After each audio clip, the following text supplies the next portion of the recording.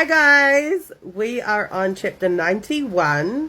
It's been a long time because I've been in my era, okay? Is that the freaking hail? It is. It's hailing. Nevertheless, let's see if any of these stories are hailing hoes, okay? Here we go.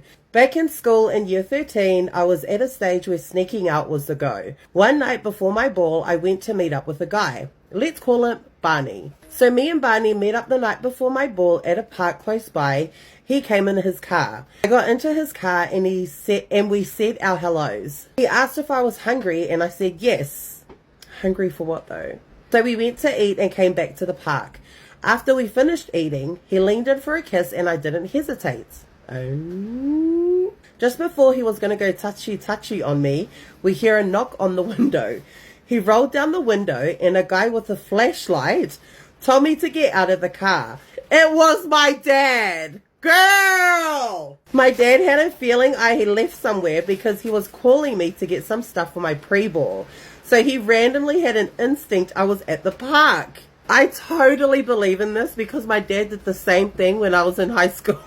He told me to go home and he told the guy, nothing else from here, go home. A few weeks later, my brother's friends came over for a few drinks.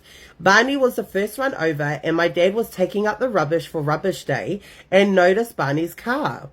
My dad paused and Barney reversed out and left.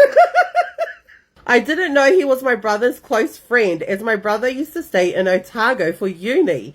But yeah, that's my story. So moral of the story is that Barney was drop nuts. Next one. I love your Bad Things series on TikTok and I really wanted to share my story of how I lost my V card. Well, share away, girl. I was 13. Oh, no. Leai, fucking Leai. And dating this boy, he was 14 at the time. What purpose do you guys serve at this age, losing your V card? We barely knew each other and the relationship was based pure on attraction. Our second time hanging out, we kind of brushed the topic of the bad things a little bit and I talked about how I was a schmurgeon. Fast forward to later in the day, we're still hanging out and he's laying on me in the park. We got to talking about the bad things again and his laho has risen. He put my hands on it in the middle of the park while his friend was sitting next to us. Or asked if I want to go to the bush, and we go to the bush. Oh, God.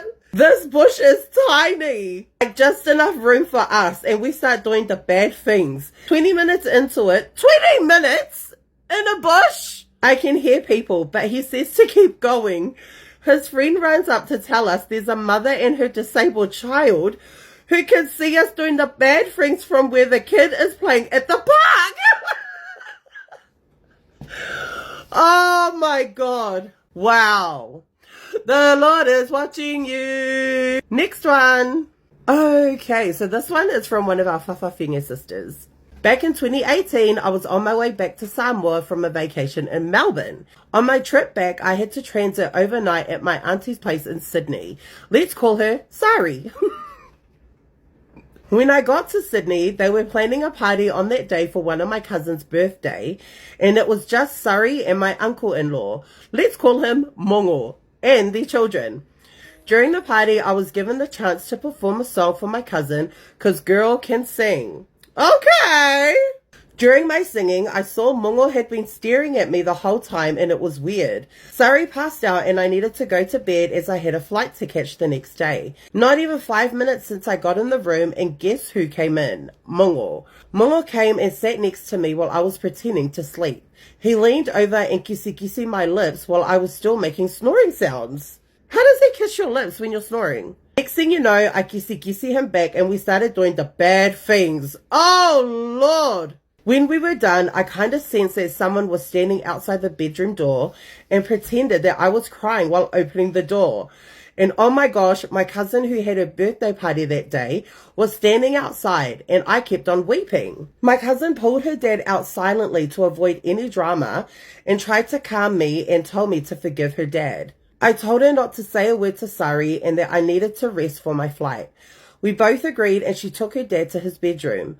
Mongo was really good in doing the bad things, but my laho was bigger than his.